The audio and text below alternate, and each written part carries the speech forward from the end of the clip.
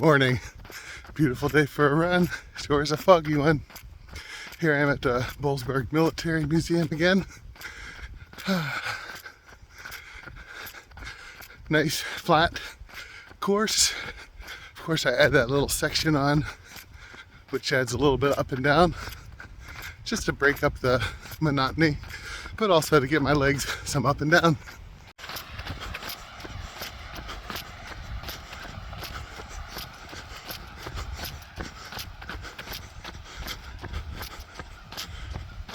So this is that little section I like to add.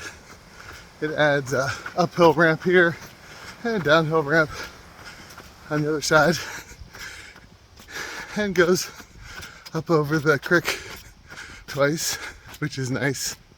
So the Boalsburg Military Museum was founded in 1968 to remember the contributions of Pennsylvania's citizen soldiers. Can you imagine what it was like 1968, right at the height of the Vietnam War? You know, gotta think this place was originally more of a political statement than it is today.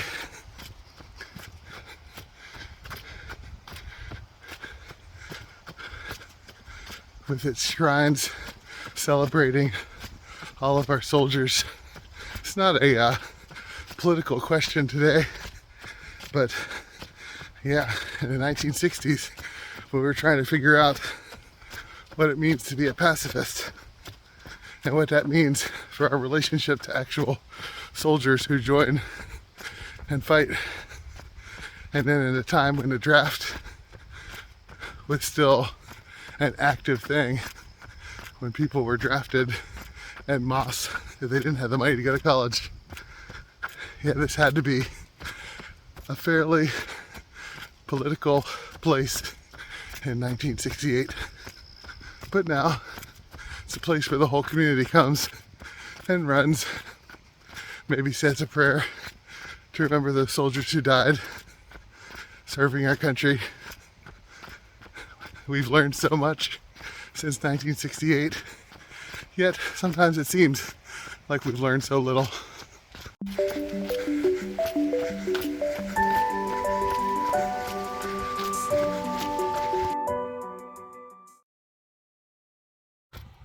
Sage Kennedy just released his race recap of his Val d'Aran, which is I think 100K or so in the Spanish Pyrenees. So pretty technical, pretty tough course.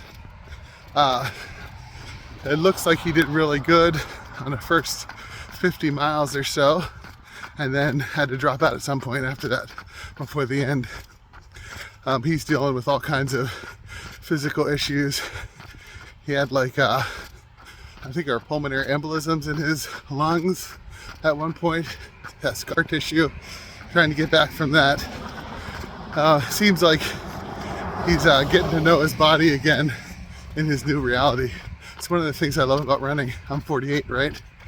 You get to know your body at any level, right? 5Ks, marathons, and ultras. What you're capable of and what you can't do anymore.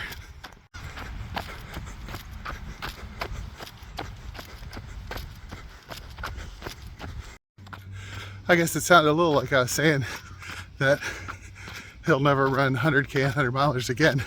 And that's not my point. No, he might. I'm no medical expert, and you shouldn't take anything I say as medical advice. I'm a music teacher. What I was saying is that running helps us to come into contact with the realities of our bodies, right? I have a heavy body and I'm fairly tall, and there are limitations to that, so even running 5Ks, trying to get them fast, by the time I ran a marathon and struggled after mile 16, all of that's lessons, right? Sage Kennedy is a professional. Obviously, he could crack out faster miles in an ultra than 99.99999% of the world. whereas I'm slow. What I'm saying is that on the philosophical side, running teaches all of us. All of us are struggling in some way, right? Even the people you see in the Olympics, coming up next year in Paris, we'll see them and they'll be at their fastest. But they're all struggling with something.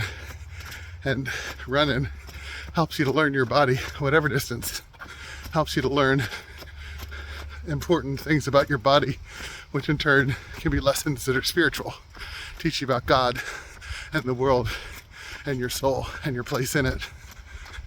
And we all age. That is just life. We can't avoid it. Question of the day: what life lessons have you learned about aging, especially, and running?